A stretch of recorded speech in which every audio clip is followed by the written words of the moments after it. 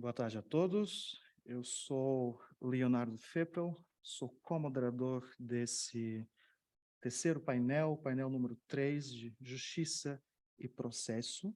Eu vou fazer uma co-moderação em conjunto com o professor Dr. Fábio da Silva Veiga, que estará chegando daqui em breves momentos. E vamos então começar com esse painel. É um painel híbrido. Temos aqui pessoas presenciais conosco no IPMaia e também temos alguns participantes na modalidade online. Então, vou falar primeiro em português, depois vou falar em inglês, porque temos aqui dois professores da Itália, e então irei chamar o professor Martino Zuberti, da Universidade de Milão, na modalidade presencial, que vai falar sobre o ufficio per il processo and honorary justice of the peace in Italy. So now in English, I will start the panel panel 3, Justice and Process. Then I will take the word for Professor Martino Zuberti, who will speak. So he will talk about ufficio per il processo and honorary justice of the peace in Italy. So you can take place. You have 10 minutes for your presentation.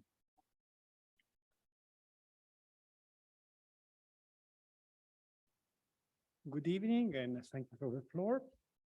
My presentation will deal with the Office for the Trial, Ufficio per il Processo in Italian, which consists of organizational structure introduced in 2014 to be established at tribunals and at courts of appeal for the purpose of ensuring the reasonable duration of the trial through innovation of organizational models and ensuring a more efficient use of information and communication technologies. Such structures, which include administrative staff, trainees, and also honorary justice, were reformed recently last October. The Office of the Trials has been extended to the Court of Cassation, and it's regulated in the Code of Civil Procedure, and a more detailed discipline is offered by the above-mentioned legislative decree of the last October. In particular, I would like to focus my attention on the role of the honorary judge appointed at the Office for the Trial, which participation was confirmed by the above-mentioned legislative decree. Before dealing with the topic, it is to be considered that in Italy, justice is administered by professional judge, hired by public cause, but the possibility to appoint honorary judge can be found in the Constitution and Article 106, paragraph 2. So, in a first time, the honorary judge appointed to the Office for the Trial were the so-called honorary judge of tribunal, who were appointed for a limited period of time to exercise jurisdictional functions. And on this regard, in relation to their role, the case law clarified that they could decide any trial and pronounce any judgment for which there is no express prohibition by the law. In 2016, the Legislative Decree 160 reformed the honorary judiciary system, providing the institution of a new figure, the honorary justice of the peace. This new figure of honorary judge can be assigned or at the Office of the Justice of the Peace with jurisdictional function in relation to proceeding assigned at first instance to the Justice of the Peace, or at the Office for a Trial at tribunals. And in these cases, the Legislative Decree of 2017 defined 4 possible functions concerning the assignments of the honorary judge. First, they may be involved in the preparatory activities for the exercise of jurisdiction by the professional judge. Second, they can stand in for the professional judge in case of absence or impediment. 2 years after the appointment, they can be assignees of proceeding of competence of the tribunal in all the cases not expressly excluded by the law. And fourth, the professional judge, recurring some condition, can delegate the honorary justice of the peace jurisdictional activities related to the proceedings assigned to him, in particular delegating the taking of evidence of the pronunciation on certain summary order of payment, but also including the power to decide the entire case. The point I would like to draw the attention regards this last hypothesis of delegation of jurisdiction by the professional judge to the honorary one, being the former required to provide general directives agreed with the honorary justice of the peace, and also he has to supervise his or her activity.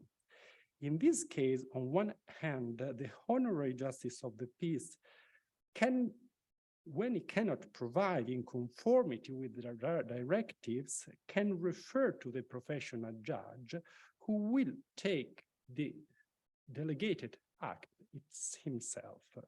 On the other hand, the professional judge can revoke the delegation in case of founded grounds, among which it is possible to include the non-fulfillment to the directives, and report in this case the honorary justice of the peace to the president of the tribunal.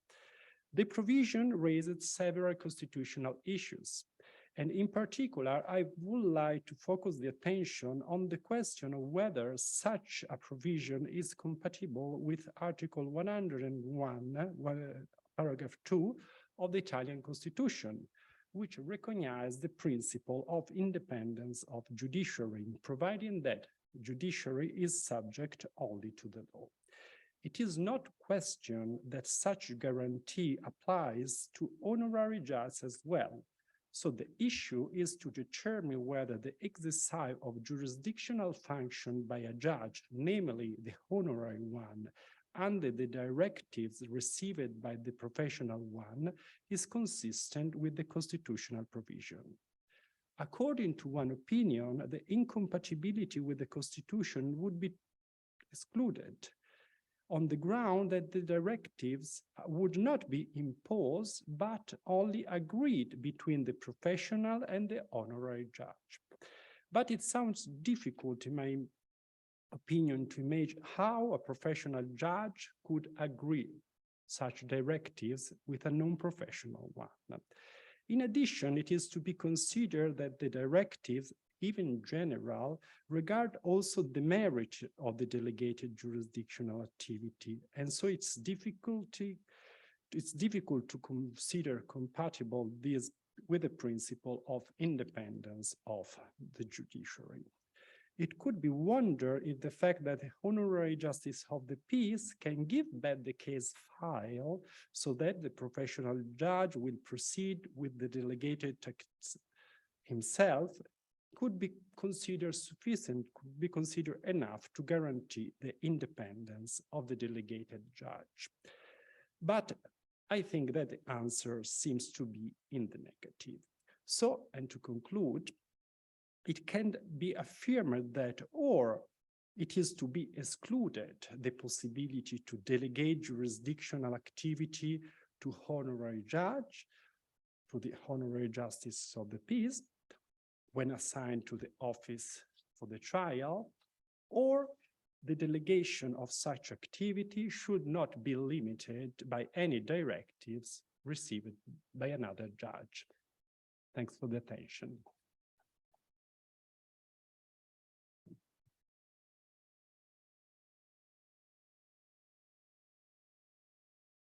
Thank you, Dr. Martino. It was a very clear presentation, and thank you for respecting the time. Para a próxima apresentação, também temos professor da Universidade de Milão, David Corrato, que vai falar sobre the modern crisis of res judicata, the Italian answer to attempt of the European Court of Justice to disrupt the res judicata. Now in English, I will call Professor David Corrato, the University of Milan, who talks about the modern crisis of res judicata, the Italian answer to attempt the European Court of Justice to disrupt the res judicata. You have also 10 minutes to do your presentation, please. Good afternoon, everyone. Thank you very much for the floor.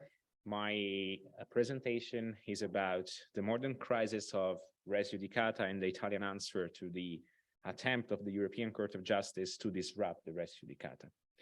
The need for certainty has always been stronger than the need for truth. This is how the French anthropologist Gustave Le Bon summarized the need for certainty that organized societies constantly put before the need for truth. A task that of seeking certainty, which the systems belonging to the Western legal tradition have entrusted to the res judicata. Recently, however, the strength of the res judicata has been subject to a process of demolition started by the European Court of Justice, which is questioning its age-old foundations in the name of alleged values considered superior and of a general interest that cannot be sacrificed in any way. This happened first in the tax system, in matters relating to VAT, and even more recently in the matter relating to an order which was not subject to any objection to protect consumer rights. But let us start with tax law, a type of trial where, since 2006, the Italian Supreme Court affirms the force of res judicata on issues relevant and common to several tax years. This overcoming the barrier of the principle of the autonomy of tax periods, preventing the judgment formed on the issues decided in a year to take effect in subsequent tax periods. Well, what happens when in the field of VAT, the European tax by definition, a judge makes a mistake and issues a decision that is at odds with the European law and has the potential to affect other tax years? The answer comes in 2010 from the Court of Justice, thanks to the Olympic Club ruling, which states that European law precludes the application of a provision of national law, such as Article 2909 of the Italian Civil Code, laying down the principle of res judicata, where the application of that provision prevents the recovery of state aid granted in breach of European law. And the reaction of the domestic legal system to this? The first reaction was that of a complete, if I may say so, obedience of the Italian Supreme Court to the position of the European Court of Justice. In other words, instead of activating the theory of the counter limits and affirming the non-subjection of the res judicata to any supposed and superior European interest, the Italian Supreme Court affirmed that the observance of European principles in matters linked to VAT cannot be hindered by the binding character of the res judicata. To the fears of those who believed that this principle could be extended to encompass the entire tax matter, the Supreme Court responded, however, with a series of rulings through which it limited the relativization of the res judicata to only disputes concerning VAT. The result was to isolate the matter of the formation of the res judicata with respect to the VAT from all the other hypotheses in which the res judicata continues to be applied in compliance with the limits set by domestic rules. The attack of the European Court of Justice on the foundation of res judicata was not, however, limited to tax matters, since some of the consideration that arises in the field of VAT abuses can be found, mutatis mutandis, in the very recent rulings of the court concerning the effect of the res judicata in the field of the enforcement proceedings with an order not subject to any objection. Here, the Court of Justice stated that the court hearing the enforcement proceeding must be able to assess the unfairness of the terms contained in the agreement between the seller and the consumer, even if the order has not been subject to any objection and the validity of the terms of an enforceable instrument has been decided. The judgment, however, gives rise to more than one element of perplexity, which once again is compounded by a lack of reasoning, especially on procedural points. It is certain that the decision, although driven by concerns about the effectiveness of the law goes to enrich the procedural status of the consumer to the detriment of the certainty of legal transaction that find its basis in the res judicata. But it was really necessary to go so far as to demolish the rule of res judicata. Isn't there a risk of implementing a case-by-case approach, exactly as happened in the VAT after the Olympic Club ruling, that risks limiting these effects to the consumer protection only? Yet on these issues, the Court of Justice does not conduct an analysis that highlights the critical issues arising from the dismantling of res judicata.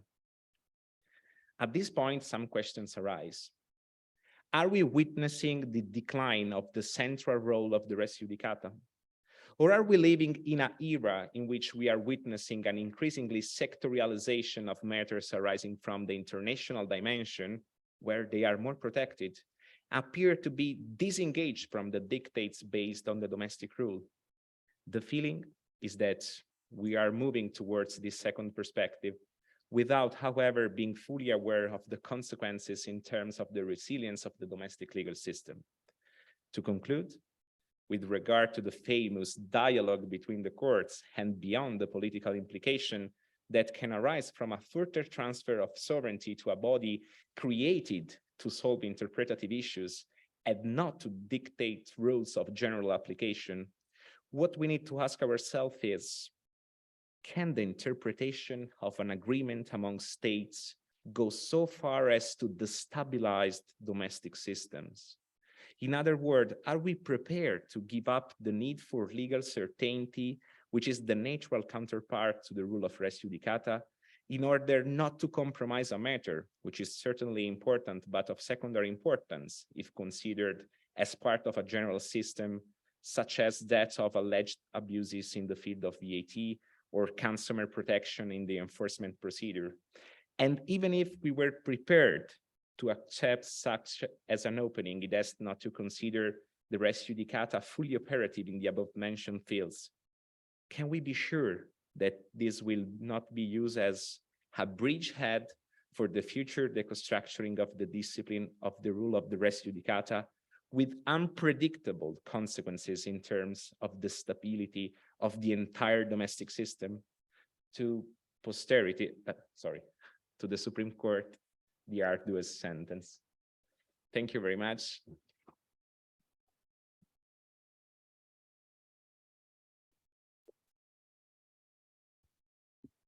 Thank you, Professor. Also a very clear presentation, and thank you for respecting the time. We'll make the discussion later. So at the end of this panel, we're going to do the debate space. Agora, em português, temos então a apresentação de José Rafael Batista Freire e Martina Polidório Steinhoffel. Desculpem se pela minha pronúncia do nome, presumo que seja alemão, da Faculdade Autônoma de Direito de São Paulo e da Universidade Estadual de Londrina. Ambos vão falar sobre análise comparativa das normas fundamentais dos Códigos de Processo Civil brasileiro e português. Tem a palavra. Não sei quem é que vai apresentar primeiro, professora Martina. Perfeito, tem a palavra, os dois têm 10 minutos, podem dividir o tempo conforme o combinado entre os dois. Obrigada.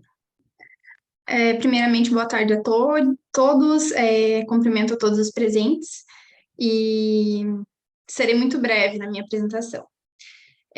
O nosso artigo se chama Uma análise comparativa das normas fundamentais dos Códigos de Processo Civil brasileiro e português e foi escrito em minha autoria com o Dr. José Rafael. O objetivo desse artigo, a nossa ideia principal era trazer uma comparação pontual e compreensiva entre essas duas legislações no que tange especificamente as normas fundamentais de cada código. E também seria uma forma de trazer um atalho e um estímulo para, eventualmente, uma pesquisa mais aprofundada, né? Então, foi uma pesquisa muito comparativa, a gente usou, basicamente, a letra da lei e alguns apoios doutrinários. Nesse sentido, o que seria uma norma fundamental? nas palavras de um doutrinador brasileiro, Marinoni, elas seriam as linhas mestras do Código, elas são os eixos normativos a partir dos quais o processo civil deve ser interpretado, aplicado e estruturado. Não vou me ater especificamente aos artigos que nós analisamos um por um e fizemos uma comparação muito pontual do nosso artigo, mas ao final, o que nós achamos de ponto de convergência e divergência. Ambos os códigos são estruturados de forma muito semelhante, né? Na parte das normas fundamentais, ambas inauguram os códigos civil português e brasileiro. No Código brasileiro, nós temos dos artigos 1º ao 12, as normas fundamentais, e no Código português, nós temos do artigo 1º ao 9º. Existe uma afinidade cultural e histórica muito grande entre os dois países, então a semelhança entre as normas fundamentais de ambos é muito grande.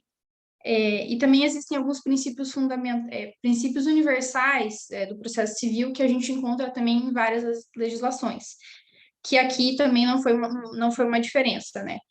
Temos o acesso à justiça, a inércia da jurisdição, o princípio do contraditório, do devido processo legal, da igualdade ou isonomia, da cooperação, da boa-fé. Isso nós vemos, não exatamente nos mesmos artigos, né, na mesma numeração do artigo de cada um, mas nós vemos que tem uma abordagem em ambos os códigos. Em alguns momentos, o Código português é mais prolixo que o Código de brasileiro, outrora é o Código brasileiro, que acaba sendo muito mais prolixo. Mas temos também algumas divergências. Por exemplo, no Código brasileiro, nós temos a invocação, uma linha direta ali das normas constitucionais, logo no 1º artigo, onde ele traz que as normas constitucionais serão aplicadas ao processo civil de forma direta, e no Código português isso é uma norma mais implícita. No Código português, por exemplo, a norma que inaugura as normas fundamentais trata da proibição da autotutela, que no Código de processo civil brasileiro é algo implícito, e também é previsto em outros lugares do ordenamento jurídico brasileiro, não necessariamente no Código de Processo Civil. Outra diferença é uma questão procedimental. A gente tem muito mais descrição de algumas questões procedimentais na parte do Código de Processo Civil brasileiro, português, na parte das normas fundamentais, enquanto que no Código de Processo Civil brasileiro nós temos mais a invocação de princípios e menos descrição das normas. Uma das grandes diferenças entre os dois códigos é que nas normas fundamentais do Código de Processo Civil brasileiro, nós temos em várias ocasiões o princípio do estímulo à solução consensual de conflitos, ao estímulo à mediação, à conciliação e à arbitragem. Isso seria um dever de todas as partes de estimularem esse tipo de resolução de conflitos, enquanto que no Código de Processo Civil português nós não vemos isso, pelo menos não na parte das normas fundamentais. Outra diferença é que, por exemplo, no Código de Processo Civil português foi acrescido um artigo muito recentemente, o artigo 9º, que fala sobre quando houver uma comunicação com a parte, ter uma linguagem clara e acessível. No Código de Processo Civil brasileiro, nós não vemos isso. Nós vemos um artigo parecido em outra legislação, que trata dos juizados especiais, mas não necessariamente no Código de Processo Civil brasileiro.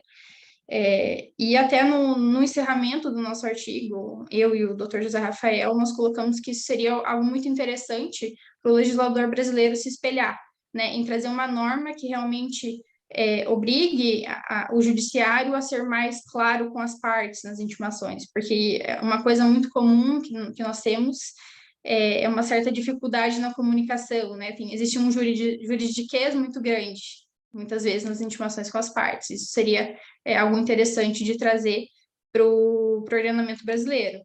E, da mesma forma, quando falamos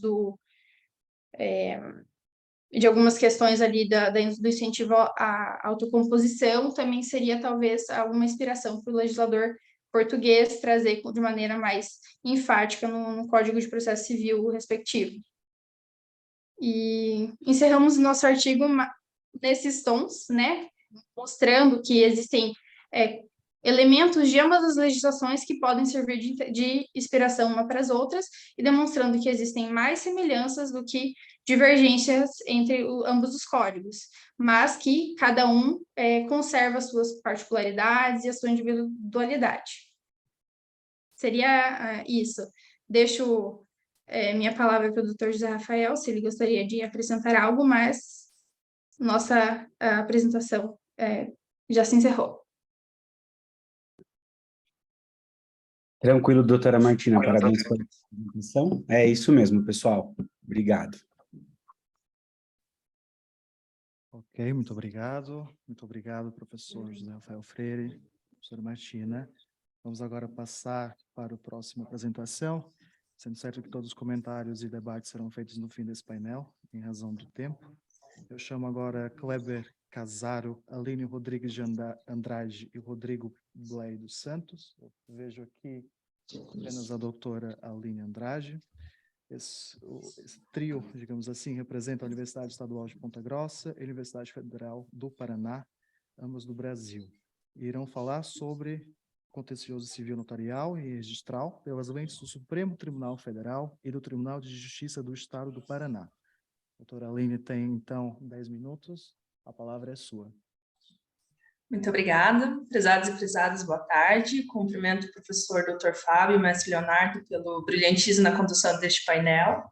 O artigo que irei apresentar foi escrito em coautoria com o professor Dr. Kleber Casaro e o mestre Rodrigo Blay Santos e foi intitulado, como já dito, como Contencioso Civil Notarial e Registral pelas lentes do Supremo Tribunal Federal e o Tribunal de Justiça do Paraná. Bom, a atual conformação da atividade notarial e registral é resultado de diversas normativas sobre a matéria, tendo se consolidado com o advento da Constituição Federal de 1988. Nesse sentido, o Constituinte dispôs que a atividade notarial e de registro será prestada em caráter privado, mediante delegação do poder público. Para tanto, ressalvou-se a necessidade de observação da lei regulamentadora, expressada na Lei 8935 de 94, a submissão à lei que estabelece normas gerais para fixação de emolumentos, subscrita na Lei 10.169 de 2000, e a obrigação de aprovação em concurso público de provas e títulos para acesso na atividade. A atividade notarial e registral possui natureza sui generis, porque se, por um lado, o Constituinte previa um regime privado para os notários registradores, por outro lado, manteve uma natureza pública dos serviços prestados. Então, para garantir a adequação das atividades aos demais princípios elencados no caput do artigo 37, que trata da Constituição Federal, que trata dos princípios regentes do poder público, bem como o interesse público, o Constituinte atribuiu ao Poder Judiciário a função de fiscalização da atividade no que se denomina de administração pública dos interesses privados. Outro aspecto relevante é a pessoalidade típica da delegação, identificada tanto nos requisitos para ingresso na atividade, quanto no regime de responsabilidade civil subjetiva a que estão submetidos notários e registradores. Então, a gente tem duas previsões legais, o artigo 22 da 8935 e o artigo 28 da 601573. A temática da responsabilidade civil do Estado com relação aos atos praticados pelo delegatário era tema bastante controvertido no cenário jurídico brasileiro. Importante julgado a respeito do tema foi o recurso extraordinário 84846 de Santa Catarina, de relatoria do ministro Luiz Fux. No caso, foi julgado em 2019 pelo Supremo Tribunal, fixando-se a tese de tema 777, segundo o qual o Estado responde objetivamente pelos atos praticados por tabeliões e registradores oficiais que, no exercício de suas funções, causem danos a terceiro, assentando o dever de regresso contra o responsável nos casos de dolo ou culpa, sob pena de improbidade administrativa. Para tanto, entendeu a Corte que, conquanto sejam exercidos em caráter privado, serviços notariais e de registro encontram-se orientados pelo regime de direito público, configurando atividades próprias do Estado, desempenhadas por agentes públicos. Assim, tendo em vista a premissa que o Estado responde diretamente por atos de seus agentes, também nesta hipótese deveria o poder público ser diretamente responsável pelos atos de tabeliões e registradores que são causados no exercício da função a terceiros, assegurando-se, contudo, não apenas o direito, mas o dever de regresso contra o responsável nos casos de dolo ou culpa, sob pena de improbidade administrativa. Ou seja, em sendo concretizado dano ao cidadão por conta de uma conduta do tabelião do registrador, o remédio processual cabível será a responsabilização direta do Estado. Aplicável será a teoria do risco administrativo, com fulcro no artigo 37, parágrafo 6º da Constituição, de modo que será desnecessária a ferição de culpa do agente. Em aspectos processuais, o entendimento do Supremo traz discussões quanto à incidência da teoria da culpa, da teoria da dupla garantia e a possibilidade de denunciação à lide. O julgado do STF não deixa explícita a eventual aplicabilidade da teoria da dupla garantia nos casos de atos praticados por notários e registradores. Segundo essa teoria, o regime de responsabilidade objetiva contido no artigo 37 da Constituição ofereceria ao cidadão, tanto ao cidadão quanto ao agente público, uma garantia. Aquele a possibilidade de ressarcimento sem a necessidade de aferição de culpa ou dolo, e já este a segurança de que ele não será acionado judicialmente pelo cidadão em razão de sua atividade administrativa. Sua responsabilidade será ferida via regressiva por iniciativa do Estado. O teor do acordo, apesar de não deixar explícita, parece indicar que essa teoria também se aplica aos notários registradores. Outro ponto de discussão diz respeito à possibilidade de denunciação da lide e participação do agente delegado na qualidade de litisdenunciado. A vantagem de adotá-lo seria o aproveitamento da ação para a eventual responsabilização do notário e do registrador perante o Estado, o que dispensaria a ação regressiva posterior. O Tribunal de Justiça do Paraná, aplicando a tese de repercussão geral do Supremo, passou a seguir essa jurisprudência em julgados de 2002, com base em pesquisa jurisprudencial que fizemos. Nada obstante, foram localizados julgados do ano de 2021, embora o julgado do Supremo seja de 2019, que atribuíram ao Estado responsabilidade meramente subsidiária, acolhendo o entendimento da procedência da ação indenizatória juizada diretamente contra os notários e registradores. O que se percebe é que, apesar da dificuldade de enquadramento dos notários e registradores como agentes privados em colaboração com a administração pública, o regime de responsabilidade civil adotado é o regime que entende o Estado como que responde objetivamente pelos seus atos, e esse entendimento consolidado pelo Supremo vem sendo adotado pelos tribunais de cortes inferiores, e é a jurisprudência que deve ser seguida no momento. Era essa a nossa exposição, gostaria de agradecer a todos, muito obrigada. Muito obrigado, doutora Aline Rodrigues. Seguimos então aqui com o nosso programa do painel 3. Chamo então a doutora Diana Leiras, do Instituto Politécnico do Cávado e do Ave, aqui de Portugal, que irá falar sobre a determinação da competência dos órgãos jurisdicionais para decidir da sucessão de pessoa falecida que resida em Estado-membro da União Europeia, das regras do Regulamento número 650/2012, de 4 de julho. Vejo que já está aqui conosco, tem a palavra durante 10 minutos, por favor. Boa tarde. Antes de mais, gostaria de cumprimentar e felicitar a comissão organizadora do simpósio, na pessoa do professor Dr. Fábio Veiga. Agradecer a oportunidade de apresentar a minha comunicação e cumprimentar também todos os participantes, desejando a todos a continuação de um excelente simpósio. O tema da minha comunicação está relacionado com o Regulamento Europeu, número 650/2012, do Parlamento Europeu e do Conselho, de 4 de julho.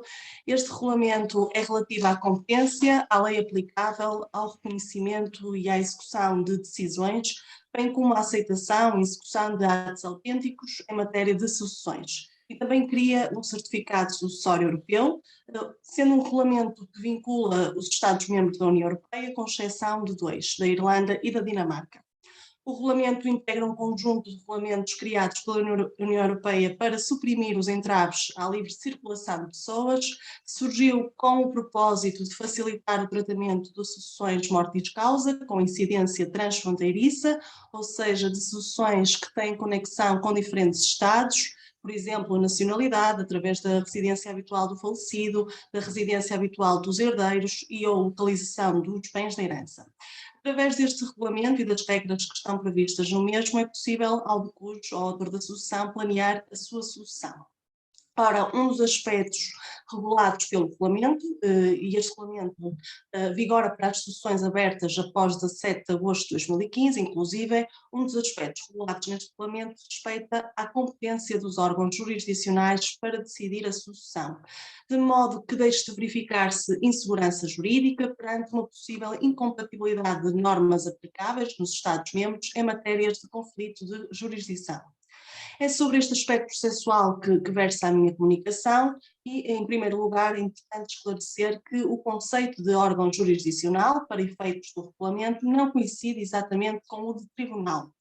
A noção dada pelo regulamento inclui os tribunais, mas também outras autoridades e profissionais de direito competentes em matéria sucessória que exerçam funções jurisdicionais. Por exemplo, no direito português, em que a competência para tramitar ações sucessórias está repartida entre os tribunais judiciais e os cartórios notariais, são órgãos jurisdicionais para efeitos do regulamento os tribunais e os cartórios notariais, estes últimos quando tramitam processos de inventário e não quando realizam partilhas amigáveis.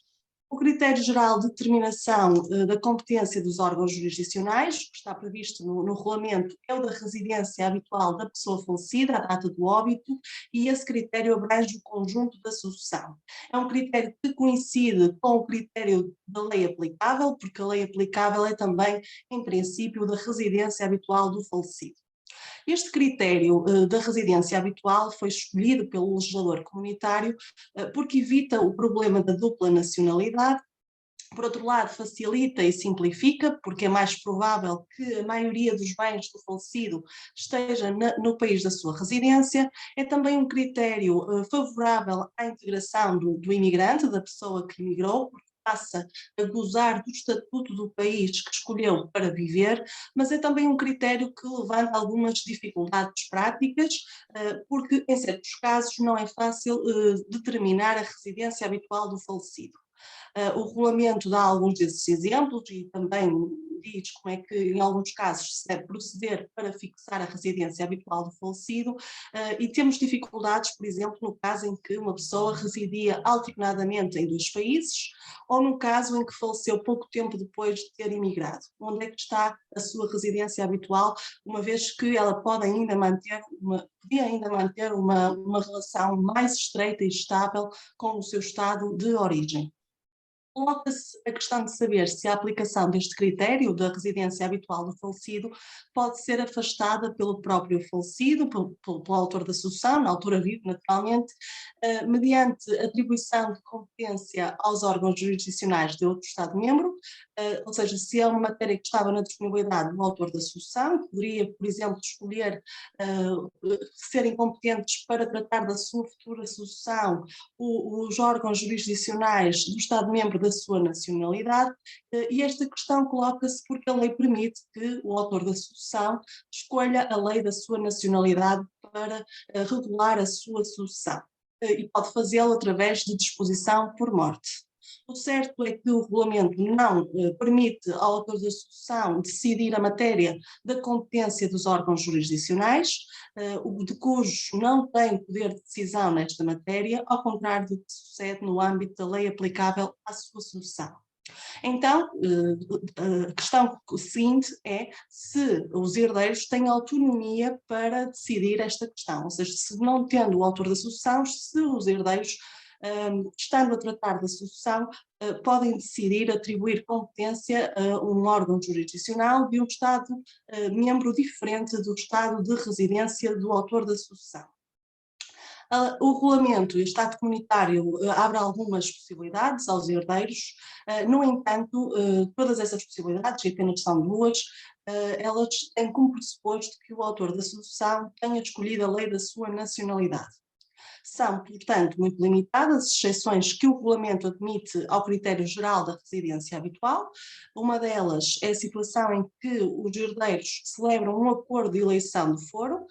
Nesse acordo conferem competência aos órgãos jurisdicionais do Estado-membro cuja lei foi escolhida, e caso a ação já esteja proposta em órgão jurisdicional da residência habitual do falecido, este órgão jurisdicional deve declarar-se incompetente.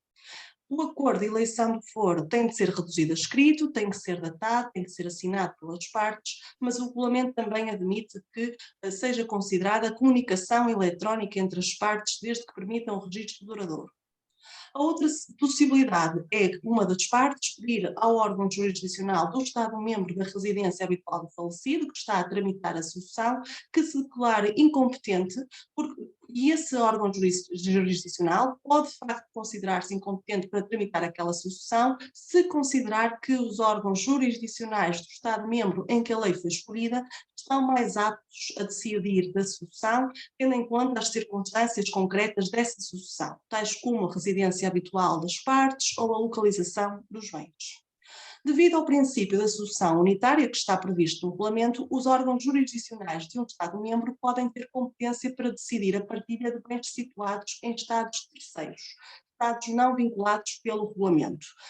Só que, nesse caso, coloca-se a questão de saber se depois a sentença de partilha vai ser reconhecida no Estado terceiro, se realmente vai produzir os seus efeitos. E por isso o legislador comunitário prevê a possibilidade de,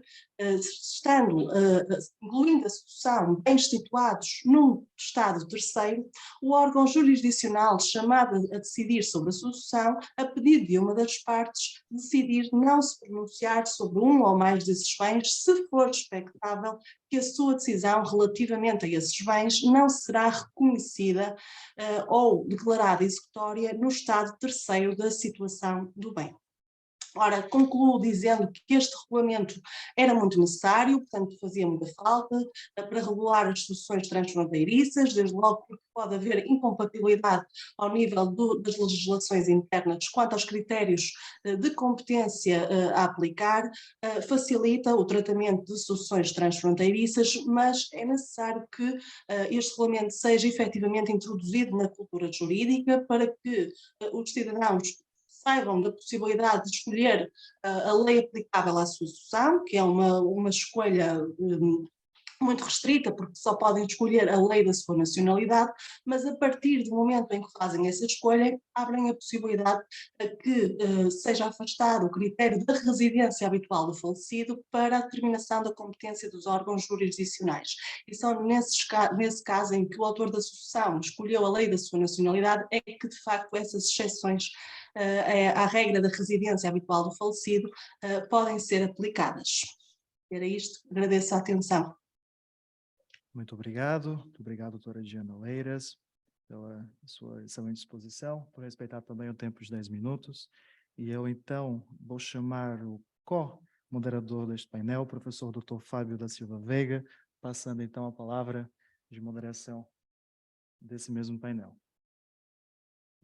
Muito bem, boa tarde a todos. Desculpa a minha demora, porque eu estava dando aulas na faculdade aqui da Lusófona do Porto, onde eu sou professor, e o Leonardo fez a moderação até aqui, e eu vou continuar. Muito bem, a partir de agora é a partida do Dr. Danilo, né? Bom, dando bem-vindo a todos os que estão presentes e os que estão online, segue a palestra do Dr. Danilo Oliveira e Marcelo Lamy. Eles têm duas comunicações, então podem fazer ao mesmo tempo as duas, ou seja, vocês têm o tempo duplicado, né? Podem usar até os 20 minutos, se quiserem. Fica a critério de vocês. Os caros Danilo e Marcelo vêm da Universidade de Santa Cecília, né, do Brasil. O primeiro tema se chama A Racionalidade Vinculante de Precedentes Judiciais no Brasil, sob a luz das técnicas de segmento. E o segundo tema é a racionalidade vinculante de precedentes judiciais no Brasil sob a luz das técnicas de não segmento, ou seja, só muda a parte final, então com certeza eles vão explicar para nós qual é a diferença entre um e outro. Bem-vindo, tenha a palavra. Muito obrigado. Eu, em primeiro plano, gostaria de agradecer ao Dr. Fábio da Silva Veiga pela moderação, pela oportunidade, e em seu nome, assim, fazer os meus votos de agradecimento também ao IPMAIA e ao Iberojur, na organização desse primeiro simpósio de aspectos especiais de direito processual. Nossa pesquisa, ela acabou tendo uma dimensão muito grande e por isso acabamos até por fracionar ela em 2 trabalhos, por isso que dividimos em 2 trabalhos, por isso, e na explicação os senhores perceberão como que nós desenvolvemos essa pesquisa e por que ela ganhou vulto e redundou, inclusive, em 2 textos. Cumprimento também a todos os nossos colegas, né? Usar a doutora Diana Leiras, que acabou de falar conosco, como representando a todos os colegas aqui presentes nessa mesa de debates. Bom, vou focando na nossa investigação. Nosso tema de pesquisa foi relacionado ao sistema brasileiro de precedentes judiciais. O Brasil, como outros países, apesar de ser um país vinculado à estrutura do civil law, cuja base estrutural do sistema são as normas, vem incorporando desde os anos 90, gradativamente, o mecanismo de precedentes como fonte primária do nosso sistema. A jurisprudência sempre esteve dentro do sistema jurídico brasileiro, mas sempre como fonte auxiliar. No entanto, desde os anos 90, gradativamente, o nosso sistema foi incorporando o que internacionalmente se chama de precedentes, não só as jurisprudências, mas decisões que são paradigmas para fundar decisões seguintes. E isso se deu, de fato, no Brasil, de uma maneira diferenciada, no ano de 2015, quando o novo Código de Processo Civil no Brasil abraçou efetivamente esse mecanismo de fonte construtora do direito e fonte principal ao lado da legislação. Do ponto de vista normativo e rotular, o Código de Processo Civil Brasileiro de 2015 inseriu oficialmente o sistema de precedentes em nosso ordenamento. Embora começou isso dentro dos anos 90, em 2015 nós tivemos essa consolidação. Acontece que a nossa preocupação foi, de fato, isto é rotular, está na norma jurídica, ou verdadeiramente o sistema processual fático, aquele que a gente observa no âmbito dos tribunais, ele de fato incorporou esse mecanismo de precedentes? Os precedentes como desenhados no nosso sistema processual normativo têm realmente essa mesma força pensada na norma, na realidade concreta, ou seja, a realidade operacional, o uso efetivo que os tribunais dão no Brasil aos precedentes, corresponde a esta força desenhada na normatividade? Para que a gente pudesse verificar isso, nós adotamos alguns paradigmas. Então, qual foi o foco da nossa investigação? Enxergando a experiência internacional mais madura que temos para efeitos de comparação da sistemática de precedentes, que é o sistema norte-americano e o inglês, nós buscamos as técnicas utilizadas no sistema de precedentes norte-americano, as técnicas de segmento, que são conhecidas como do apply, do signaling, do ampliative distinguish e do restrictive distinguish, e as técnicas de não segmento, do overrule, do override, do distinguish, do antecipatory overrule, ou seja, das várias técnicas que no sistema norte-americano nós nos deparamos. Olhar se essas técnicas estão, de fato, sendo operacionalizadas em nosso ordenamento, e não daria para olhar em todo o sistema jurídico brasileiro, em todo o judiciário brasileiro, que tem uma dimensão gigantesca. Então, nós focamos nos tribunais superiores, em 2 tribunais superiores, no STF e no STJ. E buscando, logicamente, pensar se o sistema que nós incorporamos é um sistema correspondente, equivalente ao sistema de precedentes estrangeiro, ou se nós estamos modelando um sistema de precedentes nacional e ao qual pudéssemos dar aportes de contributo. Nós focamos como metodologia, primeiro, fazer um recorte normativo do problema. Então, as normas primárias presentes no sistema. Então, na legislação produzida pelo Legislativo, no Código de Processo Civil, nas leis especiais regulamentadoras de alguns institutos processuais, como a ação direta de inconstitucionalidade, e assim, olhamos na normativa relacionada à situação dos precedentes. Normas secundárias também, como que os regimentos dos tribunais superiores, eles transitam com relação a essa temática. Fizemos também um levantamento de todas as obras publicadas no Brasil, com o recorte geográfico brasileiro, de 2015 para cá. Assim, acredito que levantamos todas, mas sempre a ciência sempre pode ter as suas falhas, né? Podemos ter deixado algumas de lado.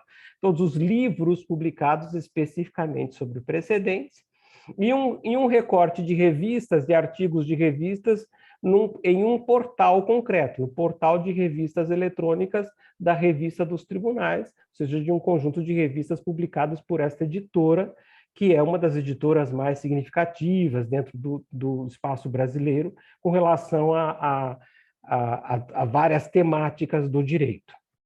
Fizemos um apanhado desse pensamento doutrinário encontrado na normativa, encontrado nos artigos e nos livros doutrinários, com um fim, não só entender como que o pensamento jurídico brasileiro está circulando com relação aos precedentes, mas entender quais decisões judiciais prolatadas pelo STF e pelo STJ impactaram a doutrina.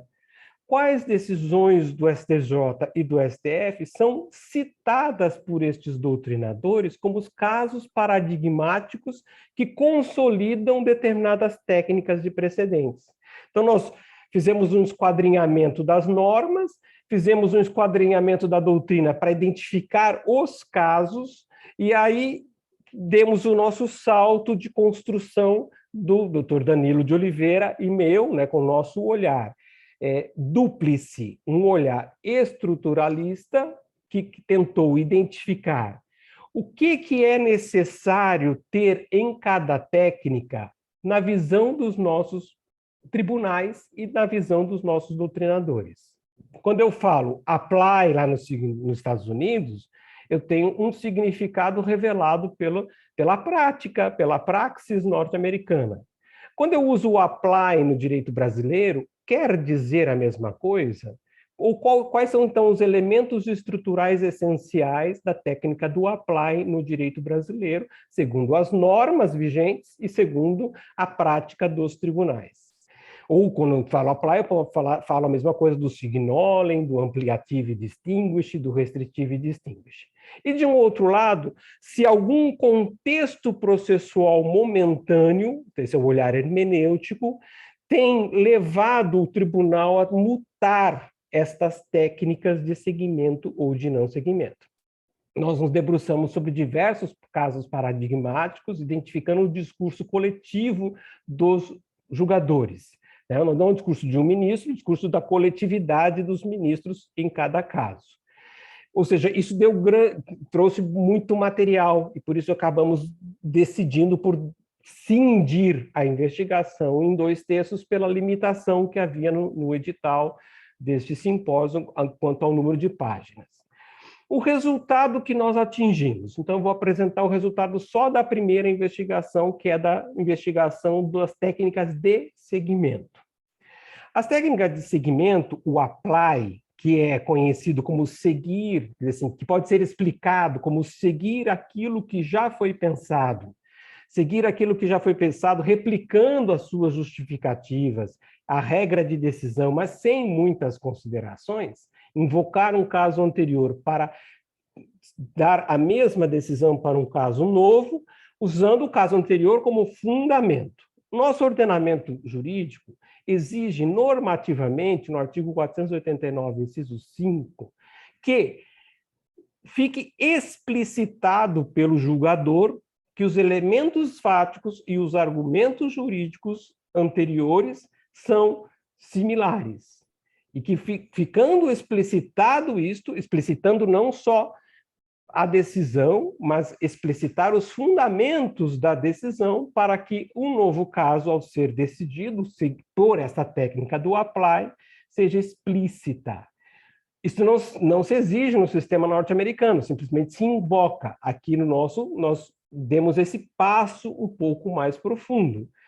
Eu posso seguir uma decisão anterior, mas eu tenho o dever, como juiz, de explicitar os fundamentos fáticos e jurídicos do caso precedente que eu vou utilizar no caso novo. Nosso sistema tem, em paralelo, não no Código de Processo Civil explicitamente, mas nós temos em paralelo a técnica do signaling, não diretamente na sistemática processual civil, mas na lei regulamentadora da ADI e da ADPF e da ADC, nessas ações do controle concentrado que tramitam dentro do STF, nós temos uma lei que permite a modulação dos efeitos. E nós acabamos por entender que a normativa da modulação dos efeitos é uma forma de se apresentar a técnica norte-americana do signaling, que é, no fundo, seguir uma decisão já pensada, seguir os fundamentos já pensados, mas apontar, algo mudará. No futuro, nós estamos sinalizando que algo mudará. Não há uma exigência, e este é um contributo nosso, crítico, do doutor Danilo e meu, de que esta mudança, se existe, tem que ficar muito explícita quando a mudança se operará, para que haja segurança jurídica, que é um valor muito caro para o nosso sistema processual. Na técnica do ampliative distinguish, que é você agregar um requisito ou retirar um requisito, ampliative ou restritive distinguish, que não chega a ser uma distinção, nós não temos base normativa em nosso sistema. Nós só temos construção de casos paradigmáticos seguindo esta ampliative ou restritive distinguish. Então, nós temos um vácuo normativo para essa técnica de segmento em nosso direito brasileiro. Nossa pesquisa teve uma abordagem mais qualitativa e nós estamos construindo uma abordagem quantitativa para que nós tenhamos essa expressiva presença. Porque nós identificamos no nosso estudo qualitativo, mesmo que de passagem, que o apply é muito usado, que o signaling raramente utilizado, e que o ampliative e o restritive distinguish são usados, mas num mundo um pouco subterrâneo, não deixando muito claro a sua presença. O doutor Danilo vai continuar, então, apresentando as técnicas de não segmento.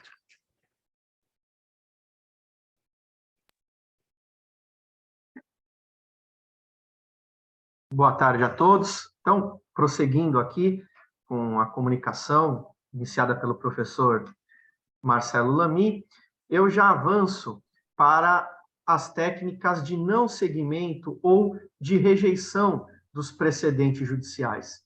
Essas técnicas de não seguimento, elas estão expressamente previstas no artigo 489, parágrafo 1º, inciso 6º do CPC de 2015.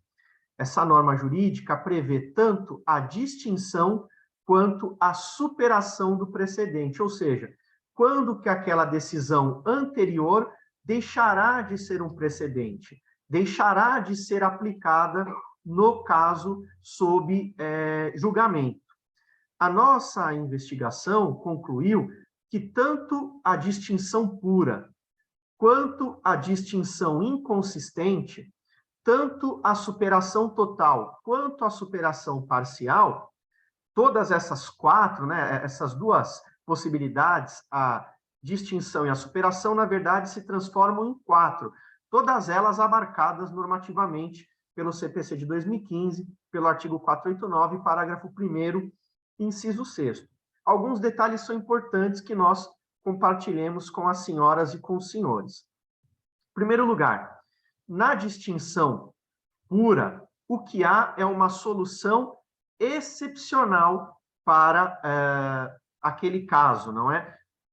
E que, na verdade, se torna uma solução excepcional abstrata, ou seja, há algum elemento fático, há algum elemento jurídico que diferencia, que distingue aquele caso sob julgamento da decisão anterior e, portanto, se cria uma solução excepcional abstrata.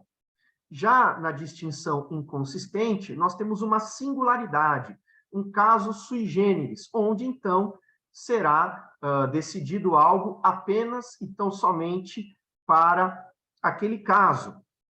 Há uma sutil diferença, porém, de efeitos gigantescos. Já na superação, há uma mudança de entendimento. Então, diferente da distinção, em que fica mantido o precedente, na superação, há, entre aspas, uma espécie de uma revogação. Não é? Como nós estamos falando de uma norma jurídica, o termo empregado é superação. Há uma superação do entendimento anterior, seja total, o overrule, seja parcial, o override. O que nós constatamos na nossa investigação? Há 3 requisitos para que haja a distinção. Primeiro, a demonstração da existência da distinção, do fundamento fático e ou jurídico diverso da decisão anterior. Em segundo lugar, o julgador tem que demonstrar a relevância dessa distinção, que esse fato, que esse fundamento jurídico é relevante e que ele implicará uma decisão diferente. E deve haver, como já dito pelo professor Marcelo Lamy, a explicitação das razões dessa mudança. Então, esses 3 elementos são esse contributo que o professor Marcelo Lamy e eu estamos trazendo por meio da nossa investigação. A necessidade de o julgador fundamentar a existência da distinção, a relevância da distinção e o porquê que essa distinção leva a uma solução excepcional, ao não seguimento do precedente. Com relação à superação, seja o overrule, seja o override, também há alguns elementos que nos parecem essenciais naquele caso sob julgamento. Em primeiro lugar, o julgador deve explicitar uma crítica, justificar o porquê que ele afasta os fundamentos determinantes da decisão anterior. Por que aqueles fundamentos fáticos e principalmente jurídicos da decisão anterior deixarão de servir como fundamentos na decisão atual? Então, ele tem que afastar expressamente esses fundamentos determinantes daquilo que deixará de ser o precedente. Depois, em contrapartida, deve o julgador expressamente consignar todos os novos fundamentos que constituem a sua nova razão de decidir. Então, primeiro o julgador afasta aquilo que ficará para trás e agora introduzirá, sustentará a nova causa ou razão de decidir. E, por fim, porém não menos importante, é necessário que se observe a necessidade ou não de um regime de transição. Como já dito pelo professor Marcelo Lamy, a modulação de efeitos da decisão ela é possível mesmo que não estejamos em sede de uma DI, de uma ADC, de uma DPF. A Lei de Introdução às Normas do Direito Brasileiro traz essa possibilidade de modulação de efeitos em prol da segurança jurídica, não é? Então, nesse caso, quando houver a necessidade de novos condicionamentos para o exercício de um direito, ou quando essa superação implicar deveres que até então inexistiam para o jurisdicionado, deve o juiz se valer de um regime de transição, deve o julgador trazer essa modulação de efeitos. Já nos aproximando aqui para os segundos finais, na pessoa do professor Fábio da Silva Veiga, mais uma vez, agradecemos a organização, ao IPMAIA, ao Iberojur, e também na pessoa do professor Fábio, saúdo a todos os presentes e agradeço por terem acompanhado a nossa comunicação. Muito obrigado. Muito obrigado, professor Danilo e professor Marcelo Lamy, pela excelente exposição, muito bem detalhada. Com certeza, especialistas da matéria processualista gostam desse tipo de conteúdo, né? Também deixo já a palavra dizer que todo o nosso conteúdo vai ficar depois salvo no YouTube do Iberojur, e nós divulgamos, né, as palestras, forma de também haver mais afinidade entre pesquisadores. Por isso que os eventos têm esse propósito também de difundir o conhecimento. Muito obrigado. Vou passar agora aqui ao próximo nosso comunicante, o Dr. Mário Simões Barata e Ângelo Abrunhosa. Vejo já que o Dr. Mário está presente, eu acho que vai ser ele o que vai fazer a comunicação. O professor Mário, ele é do Politécnico de Leiria, e o tema que trouxe ao evento se chama O Processo de Verificação da Contrariedade de uma Norma Legislativa com uma Convenção Internacional na Lei do Tribunal Constitucional. Bem-vindo, professor Mário Barata, a casa é sua, e você tem a palavra. Muito obrigado e gostaria de cumprimentar todo o auditório a partir do auditório do Politécnico Leiria aqui e agradecer à organização do evento pela oportunidade de apresentar a minha comunicação, e em especial ao professor Fábio Veiga. A título introdutório, gostaria de dizer o seguinte: a lei número 85/89 aqui em Portugal introduziu algumas alterações à lei número 28/82, que regula a organização, o funcionamento e o processo do Tribunal Constitucional, ou seja, a LTC. Nesse sentido, o legislador editou a linha I ao número 1 do artigo 70, bem como o número 2 ao artigo 71 da LTC. O primeiro preceito estabelece que cabe recurso para o Tribunal Constitucional das decisões dos tribunais que recusem a aplicação da norma constante ato legislativo com fundamento na sua contrariedade com uma convenção internacional, ou apliquem em desconformidade com o anteriormente decidido sobre a questão pelo Tribunal Constitucional. Já o segundo preceito dispõe que o recurso previsto na linha I do artigo 70 da LTC é restrito a questões de natureza jurídico-constitucional e jurídico-internacional implicadas na decisão recorrida. Agora, de acordo com o Gomes Canutilho, o sentido do recurso previsto na linha I do número 1 do artigo 70 e no número 2 do artigo 71 da LTC é de estabelecer um meio processual para o Tribunal Constitucional poder pronunciar sobre os problemas resultantes da abertura do direito constitucional português ao direito internacional, comum e convencional, que poderão ver no artigo 8º, e evitar, no interesse da segurança jurídica, opiniões judiciais divergentes quanto à aplicação das regras do direito internacional. A LTC não usa o termo inconstitucionalidade ou ilegalidade neste processo. Pelo contrário, alude a uma contrariedade entre uma convenção internacional e um ato legislativo. Para Gomes Canutilho, existe contrariedade quando um ato legislativo está em contradição com uma convenção internacional. E essa relação de contrariedade assume um desvalor jurídico-constitucional. Contudo, a LTC não qualifica essa contrariedade. Ou seja, não diz se ela é uma inconstitucionalidade ou se ela é uma ilegalidade. A falta de qualificação está relacionada com o problema de saber se estamos perante questões jurídico-constitucionais ou jurídico-internacionais. Para Canutilho, são questões jurídico-constitucionais as que se localizam em sede de direito constitucional, ou seja, o artigo 8º, devendo ser analisados e resolvidos segundo as normas e princípios constitucionalmente consagrados e de acordo com instrumentos hermenêuticos e interpretação e concretização específicos deste ramo do direito.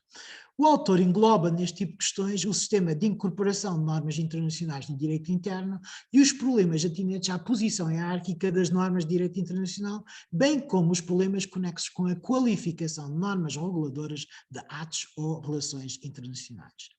De acordo com o mesmo autor, as questões jurídico-internacionais são aquelas que se localizam no plano do direito internacional geral, convencional e consuetudinário, cabendo discuti-las e analisadas à face dos princípios e normas deste direito e segundo as regras de interpretação e concretização específicas. Assim, estas abrangem questões relativas às relações entre o direito internacional e o direito interno, bem como ao campo de aplicação das normas internacionais. As questões jurídico-internacionais abarcariam ainda problemas conexos com a vigência do direito internacional e os conflitos entre normas internacionais e as leis internas do Estado.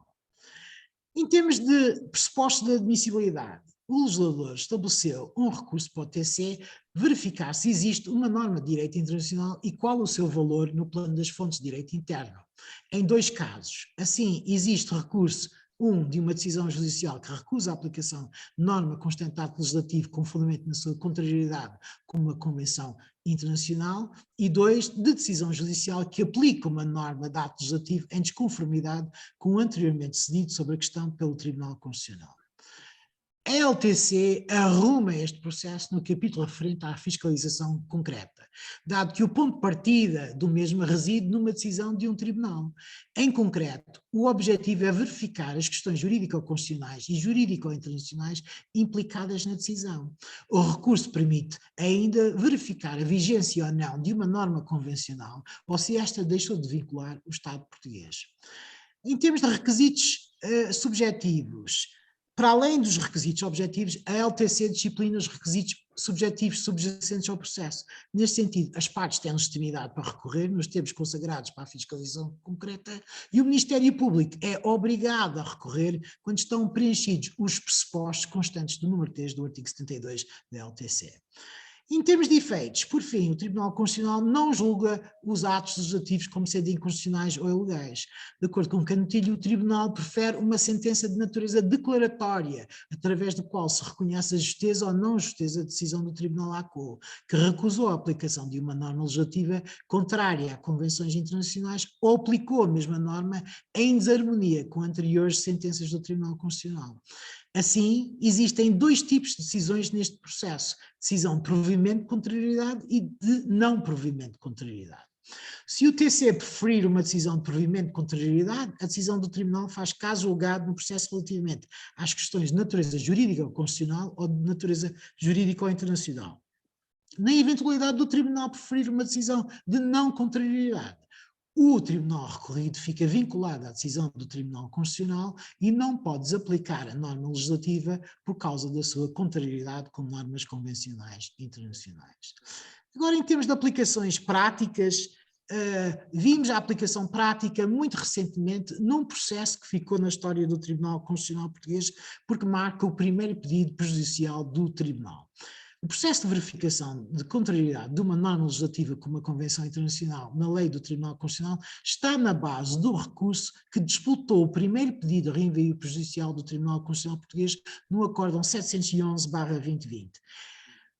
Nesta decisão, o Tribunal Constitucional analisou um recurso interposto pela autoridade tributária relativamente a uma decisão do Tribunal Arbitral que desaplicou uma norma do Código do Imposto sobre Veículos, em virtude desta ser contrária aos tratados europeus.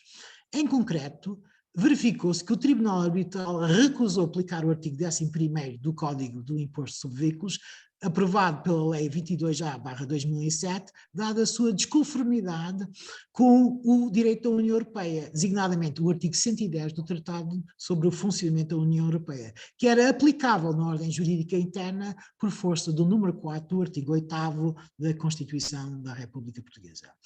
Em suma, o processo de verificação de uma contrariedade de uma norma legislativa como a Convenção Internacional aditada à LTC em 1989 é um processo de fiscalização concreta que permite ao Tribunal Constitucional controlar a aplicação judicial das convenções internacionais e assegurar uma determinada uniformidade das decisões judiciais quanto a essa aplicação, em nome da segurança jurídica, bem como constitui um meio processual útil para controlar a aplicação do direito da União Europeia na ordem jurídica interna.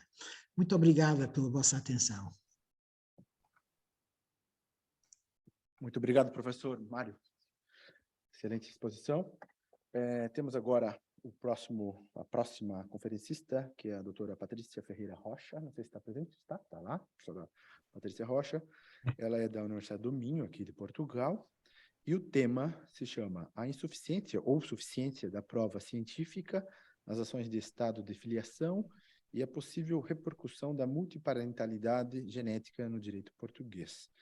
Muito obrigado, doutora Patrícia, bem-vinda, tem a palavra.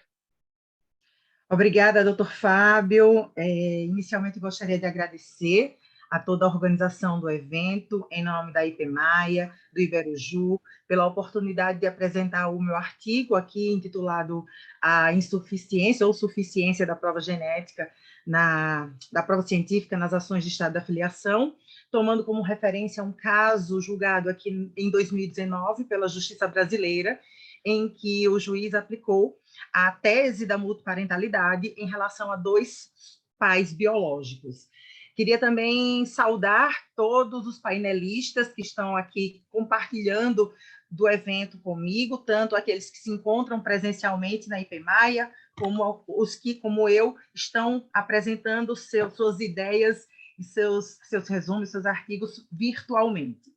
Pois bem, como eu disse, a ideia de escrever esse artigo partiu de uma decisão da Justiça brasileira no estado de Goiás, de 2019, em que se trouxe à tona essa discussão sobre a insuficiência da prova científica nas ações de estado de filiação, na medida em que o magistrado, nesse caso específico, ele imputou a parentalidade e a obrigação alimentar simultaneamente a 2 homens que, em razão de serem gêmeos univitelinos e se valendo desta condição, eles procuravam se furtar aos deveres parentais com uma criança, numa versão contemporânea da velha lenda salomônica. E aí, inicialmente, essa ação ela fora proposta somente contra um dos homens, que se submeteu ao exame laboratorial de DNA, e após o resultado ter dado positivo, ele acabou por indicar o seu irmão univitelino como o verdadeiro pai daquela criança. O irmão, por sua vez, ele também se submeteu a um teste genético, o que demonstrou que ambos tinham idêntica compatibilidade parental com a criança. Esse impasse, ele somente poderia ser eventualmente eliminado com a submissão dos supostos pais a um exame chamado Twin Test, que ele diferencia o genoma de gêmeos idênticos, mas que carece, para que efetivamente o resultado tenha alguma repercussão positiva, ele carece da existência de alguma mutação genética em uma das pessoas analisadas, em um dos gêmeos analisados, para poder ser conclusivo. Acontece que esse exame ele custa cerca de R$60 mil no Brasil, e as partes do processo eles não tinham condições financeiras para arcar com seus custos. E o magistrado entendeu que a justiça arcar com esses custos também era desarrazoado. E aí, diante do impasse, e tendo em vista que os 2 homens eles buscavam, de má fé, ocultar a real paternidade, o juiz do caso ele determinou que ambos fossem incluídos na certidão de nascimento da criança e que pagassem cada um uma pensão alimentícia no valor de 30% do salário mínimo brasileiro. Aí, nesse contexto, o artigo ele se propôs a debater acerca dos limites à certeza científica que se imputa à prova genética através do exame de DNA nas ações de estado de filiação, assim como sobre a importância do papel do magistrado na valoração deste meio de prova. E aí, por fim, coube nesta pesquisa também analisar ainda se essa decisão tomada pela Justiça brasileira, ela reconhecendo essa multiparentalidade genética ou biológica, ela poderia ser aplicada no direito português. E aí, de acordo com o artigo 1796 do Código Civil, em relação à mãe, a filiação ela resulta do fato do nascimento e se estabelece nos termos dos artigos 1803 a 1825. E no que diz respeito à paternidade, ela é presumida em relação ao marido da mãe e, nos casos de filiação fora do casamento, estabelece-se pelo reconhecimento. Então, a gente percebe uma certa similitude das previsões acerca do estabelecimento da paternidade e da maternidade no direito português com o direito brasileiro. E aí, a fim de comprovar essa relação parental quando não decorre de presunção legal, prescreve o artigo 1801 do Código Civil Português que nas ações de filiação serão admitidos como meios de prova os exames de sangue e quaisquer outros métodos cientificamente comprovados. Neste sentido, todo ser humano é fruto da união de 2 gametas, um proveniente da sua mãe, que é o óvulo, e o outro proveniente do seu pai, o espermatozoide, dando origem a um embrião que possui essa dupla herança genética em cada uma das suas células. E aí esse conjunto de características genéticas é, em regra, único para cada indivíduo, caracterizando a individualidade biológica que pode ser aferida pelo exame laboratorial de DNA, que permite atingir a probabilidade de paternidade ou de maternidade em até 99,99%. No entanto, o professor Paulo Lobo, ele alerta que o exame ele não confere a paternidade ou a maternidade e a filiação a quem quer que seja, porque estes são conceitos jurídicos. E ele, no caso, o exame, o resultado do exame laboratorial restringe-se apenas à confirmação ou não da origem genética. E aí, por essa razão, em que pese tenha os resultados dos testes genéticos uma grande aceitação e constituam um importante meio de prova, eles não devem dispensar outros elementos probatórios concorrentes que ajudem a construir a convicção do julgador, razão pela qual deve submeter também o teste genético ao dever de motivação inerente ao sistema do livre convencimento motivado de valorização da prova na esfera civil. Então, essa decisão da multiparentalidade genética no Brasil, ela teve respaldo no recurso extraordinário 898060 de Santa Catarina, no qual o Supremo Tribunal Federal fixou a tese 622 e passou a admitir o arranjo familiar formado por mais de um pai e ou mais de uma mãe, em face da acumulação da paternidade biológica e da socioafetiva, situação que fica devidamente consignada no assento de nascimento do filho, confirmando um novo conceito plural de família. E aí, esse caso julgado em 2009, contudo, ele não identificou a multiparentalidade em função da diversidade de vínculos parentais, no caso, um biológico e um socioafetivo, mas da acumulação de vínculos biológicos, em face da impossibilidade de se averiguar, por meio da prova científica disponível, aquele que, de fato, transmitiu seu material genético à criança gerada. E aí, coube questionar, por sua vez, se essa decisão tomada pela justiça brasileira, reconhecendo essa multiparentalidade genética ou biológica, ela poderia ser aplicada no direito português. E, nesse sentido, o artigo 1848, número 1 do Código Civil, não admite o reconhecimento em contrário da filiação que conste do registro de nascimento, enquanto este não for retificado, declarado nulo ou cancelado. Ou seja, em outras palavras, não pode haver reconhecimento de uma parentalidade sem antes impugnar a constante no registro, o que inviabilizaria a inclusão no direito português da simultaneidade de vínculos paternos e ou maternos no assento civil. Então, a multiparentalidade ela não é uma realidade jurídica possível no direito português, ficando aqui uma incógnita, então, a respeito da eventual resposta ao conflito familiar que foi posto por meio desse caso julgado em 2019, caso uma demanda similar ela fosse proposta em Portugal. É isso, eu gostaria de agradecer a atenção de todos e me coloco à disposição para discutir esse tema e debater quaisquer dúvidas. Muito obrigado, doutora Patrícia. À disposição. Então, nós chegamos aqui ao fim de todas as comunicações e temos algum tempinho ainda para falar, fazer algum debate. Temos 9 minutos. Portugal, eles são muito corretos com o horário. Nós também somos ainda porque tem jogo do Brasil hoje, né? Então, é um dia que todo mundo está com os horários arrumados. Queria fazer primeiro, então, dar possibilidade, né, entre vocês que estão online, que estão aqui presentes, se querem fazer uma pergunta entre um e o outro. Acho que a doutora Aline, né, levantou a mão ou não? Ou eu vi errado? Não levantou a mão, ok. Se tiverem perguntas, podem fazer à vontade. Como eu cheguei na metade do painel, eu não acompanhei todos, mas vi a minha perspectiva foi interessante, né, desde todos os que já participaram aqui. Se nós não tivermos perguntas, também não há problema, porque entende-se muito bem hoje, o nosso horário é rápido e curto. Mas se não tem pergunta, vamos fechar o painel. Tem alguma pergunta? Sim? A Diana, a professora Diana Leira, por favor.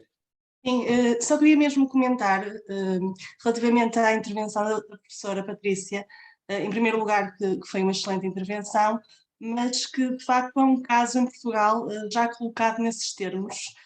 Eu não lhe sei dizer os pormenores do caso, mas ele deu na televisão recentemente e ainda não há resolução para o mesmo, precisamente porque também não há solução. Portanto, era mais para ter essa ideia e se a professora Patrícia quiser também pesquisar melhor sobre essa situação. Muito bem, muito bem. Ok, alguém mais? Acho que não, né? Acho que todo mundo já está animado para terminar o evento. Ok, eu vou aproveitar então agradecer todos os participantes deste painel número 3, Justiça e Processo, né? E agradecer também os nossos colegas presentes, que vieram da Itália, estão aqui presentes conosco. Nós vamos apresentá-los a uns restaurantes portugueses, aqui da região da Maia, hoje. Vocês que estão em casa têm que celebrar em casa, comer uma boa comida local também. É assim que nós fazemos nossos eventos todos, fazemos sempre um network, um jantar, e isso é bom para nós mantermos a nossa afinidade. Vocês que estão online têm que fazer aí um brinde em casa. Aproveitar e convidar vocês todos, tanto os que estão online quanto os presentes. Nós vamos agora, quarta-feira, ir à Leiria, né, na casa do professor Mário Barata, no Politécnico de Leiria. Estaremos com o 2º Congresso Internacional sobre os Novos Desafios de Direitos Humanos. Um dia inteiro de eventos lá em Leiria, quarta-feira, dia 7 de dezembro. E no mês de janeiro ainda há Call for Papers para o nosso 2º Seminário Ítalo-Brasileiro de Direitos Fundamentais, feito na Universidade de Pádua, né, o Padova italiano, no final do mês de janeiro, ou seja, nos dias 26, 27 e 28 de janeiro, estaremos em Pádua para esse congresso, né, esse Seminário Ítalo-Brasileiro de Direitos Fundamentais, entre todas as áreas. Se vocês entrarem no site do Iberojur, no iberojur.com, temos lá 33 simpósios, né, 33 GTs, ou painéis, de várias áreas do direito público e do direito privado, inclusive processual também eu acho que há, e ainda há tempo de vocês participarem. Quem quiser vir presencialmente, nesse momento deve ter já umas 30 pessoas ou 40 pessoas que confirmaram presença física em Pádua, e que mandaram trabalho, acho que foram mais de 60 pessoas que mandaram trabalhos para o evento de Pádua. E como o prazo está aberto até o dia 16 de dezembro, provavelmente deve ter mais de 100 trabalhos lá para o evento de Pádua. Nós fizemos esse seminário em 2021 e foram publicados 2 livros, né? 2 livros indexados em plataformas portuguesas, espanholas e também italianas. Eu acho que é um evento que traz também bastante perspectiva assim, para a divulgação, né, do trabalho científico. Como é esse também, esse aqui, né?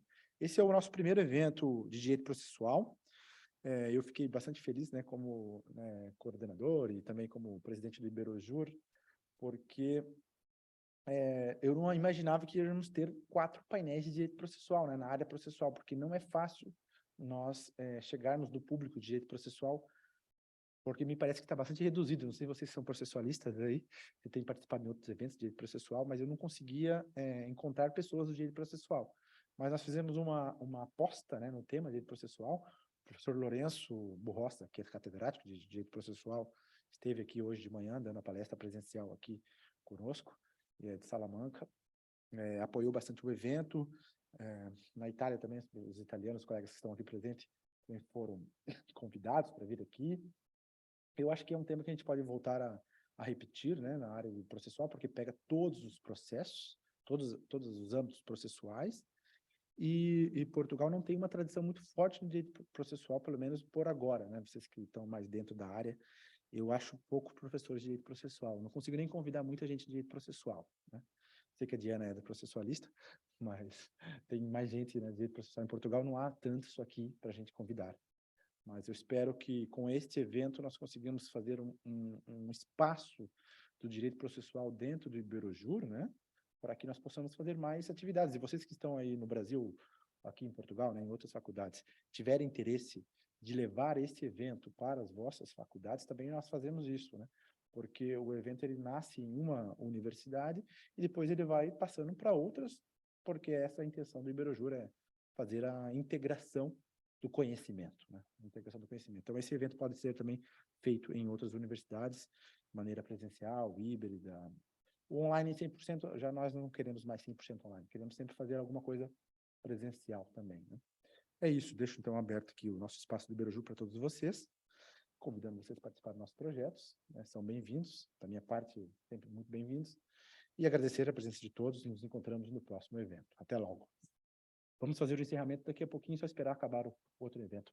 Vamos pausar aqui a sala. Obrigado. Até já.